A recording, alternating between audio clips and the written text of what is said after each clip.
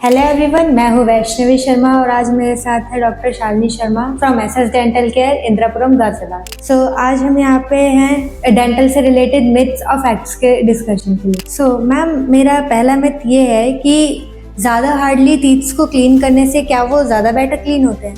नहीं, ये majority of the patients को काफ़ी बड़ा मिथ है and it's been since long time कि सब लोगों को ये लगता है कि अगर हम हार्ड ब्रश यूज़ करेंगे, बहुत देर तक ब्रशिंग करेंगे या हम फोर्स ज़्यादा लगाएंगे तो हमारे जो टीथ हैं they will be cleaner, whiter, sparkling. लेकिन ऐसा कुछ नहीं है। ब्रशिंग करने का एक ही पर्पस होता है कि जब आप पूरी रात हम सोते हैं, थ्रू आउट द नाइट हमारा जो हम कुछ खाते नहीं है, कुछ पीते नहीं है, तो जो हमारा सलाइवा है वो मुंह में स्टैग्नेट करता है। तो सुबह उठ के हम ब्रश करते हैं ताकि हमारे दांतों पे जो एक सॉफ्ट डिपॉजिट की लेयर हो जाती है जिसको हम प्लाक कहते हैं, वो क्लियर हो जाए और जो हमारे दांत हैं उनमें एक फ्रेशनेस आ जाए, माउथ में एक फ्रेशनेस आ जाए। That is the only purpose of brushing. So ऐसा कुछ नहीं है कि अगर हम बहुत तेज ब्रशिंग करेंगे तो ज़्यादा, उल्टा इट इज़ हार्मफुल, बिकॉज उससे क्या होगा, हमारा एनामल वेयर ऑफ हो जाएगा और धीरे धीरे हमारे को सेंसिटिविटी के इश्यूज आ जाएंगे। मतलब बिफोर आइडली तो जो है विद एज दांत घिसते ही हैं, लेकिन वो टाइम से पहले ही हमारे को सेंसिटिविटी के इश्यूज आ जाते हैं। सो ब्रशिंग करनी चाहिए 1 से 1.5 मिनट 45 डिग्रीज के एंगल पे and with a medium toothbrush. Ma'am, मेरा सेकंड मिथ ये है, क्या बस शुगर ही एक ओनली कॉज है कैविटी का? नहीं, वाइट शुगर बेसिक कॉज है, मतलब प्राइमरी कॉज हम उसको यही कहते हैं कि उसके कारण ही हमारे दांतों में कैविटीज होती हैं।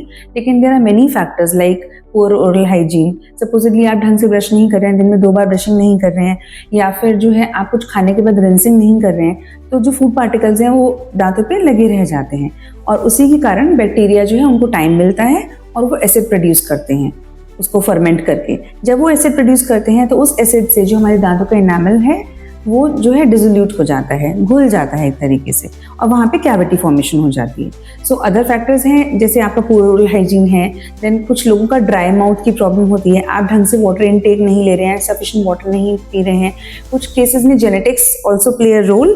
वाई? बिकॉज हमारे जो दांतों का स्ट्रक्चर होता है और जो हमारे सलाइवा की क्वालिटी होती है, क्वांटिटी होती है, वो जेनेटिकली डिटर्मिन्ड होती है। ठीक है, तो उसमें genetics also play a role, but ये थोड़े सेकेंडरी कॉजेस हैं। प्राइमरीली आपका जो वाइट शुगर है दैट इज अ कॉज। जो लोग बहुत ज़्यादा स्वीट्स खाते हैं और उसके बाद रिंसिंग नहीं करते हैं तो जो है उनमें कैविटी होने के चांसेस बढ़ जाते हैं।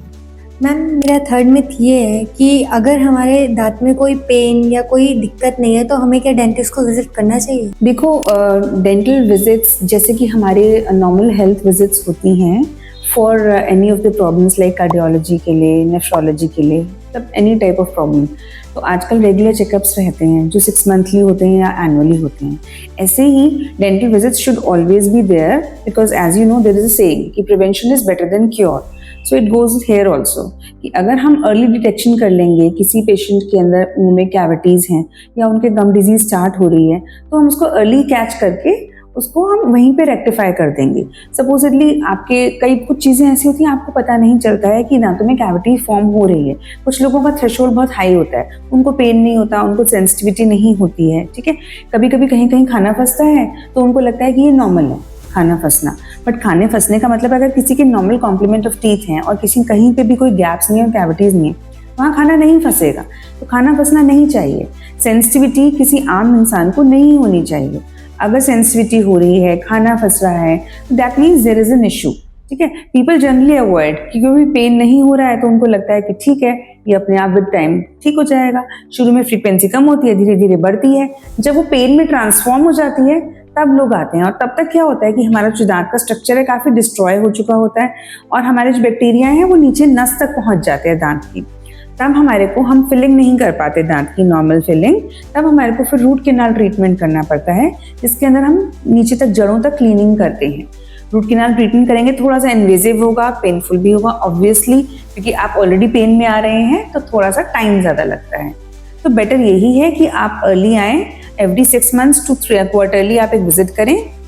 कोई गम डिजीज है, जैसे कि अब हमारे मुंह में प्लाक दांतों पे हमेशा फॉर्म हो जाता है, it is a soft deposit, और हम ब्रशिंग करते हैं तो वो रिमूव हो जाता है। कुछ लोगों की ब्रशिंग प्रॉपर नहीं होती या वो ट्वाइस अ डे ब्रशिंग नहीं करते तो वो प्लाक हार्ड हो जाता है because of mineral deposits. Mineral content तो हमारे सलाइवा में होता है, उससे वो प्लाक हार्ड हो जाता है, वो टार्टर बन जाता है। और उसमें क्या होता है कि पेनलेस होता है, पेशेंट को पेन नहीं होता, कभी कभी गम ब्लीडिंग होती है तो दे थिंक ठीक है, it's quite normal. So that is why अगर ये सब चीज़ें हम पहले देख लेंगे तो हम उसमें क्लीनिंग कर देंगे ताकि आपके गम्स हेल्दी रहें, ठीक है। सो डेंटल रेगुलर विजिट्स का पर्पस ही यही है कि कोई भी चीज़ हमें पहले से पता चलेगी तो हम उसको रेक्टिफाई करें।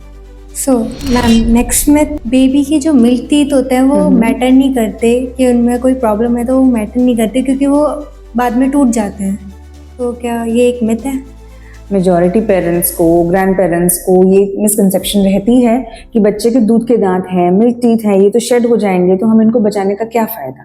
इसलिए बहुत लोग उनकी बच्चों में कैविटीज़ हो रही होती हैं, उनको पेन हो रहा था, उसको नज़रअंदाज करके उनको फिल नहीं कराते हैं। But that is quite wrong. Why? Because जो हमारे मिल्क टीथ होते हैं वो सबसे पहले हमारे मुंह में आते हैं और वो बहुत इंपॉर्टेंट है किसी भी बच्चे की ग्रोथ एंड डेवलपमेंट में, उसके स्पीच में, स्पीच डेवलपमेंट में, एस्थेटिक्स में, बच्चा देखने में कैसा लगता है, उसका कॉन्फिडेंस लेवल हाई होता है, if he has good teeth, ठीक है। च्यूइंग एफिशिएंसी अच्छी हो जाती है अगर आपके दांतों में कहीं कोई कैविटी नहीं है। कैविटी होगी, खाना फंसेगा या पेन होगा तो बच्चा ढंग से खा नहीं पाएगा, तो उसका न्यूट्रिशन इफेक्ट होगा। न्यूट्रिशन इफेक्ट होगा तो डेफिनेटली हेल्थ एंड डेवलपमेंट पे इफेक्ट आएगा ही आएगा।